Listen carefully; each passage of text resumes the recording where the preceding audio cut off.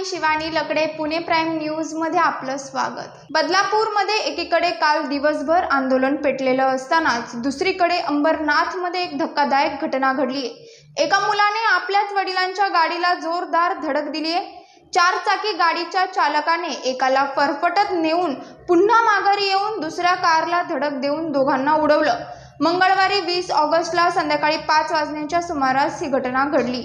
व्हिडिओमध्ये दिसत असल्याप्रमाणे एका कारचा दरवाजा उघडा असतानाच अचानक दुसऱ्या चारचाकी गाडीने जोरात येऊन दोघांना उडवलं। त्यातल्या एकाला तर 100 ते 200 मीटर फरफटत नेलं। तो रस्त्यावर पडला। त्याला तसंच सोडून तो गाडी चालक पुन्हा माघारी आला आणि मागच्या त्याच गाडीला जोरात धडक दिली। या घटनेचा व्हिडिओ सध्या सोशल मीडियावर चांगलाच व्हायरल होत आहे। प्राथमिक माहितीनुसार हे दोन्ही कुटुंबीय मुंबईचे असल्याचं कळतंय।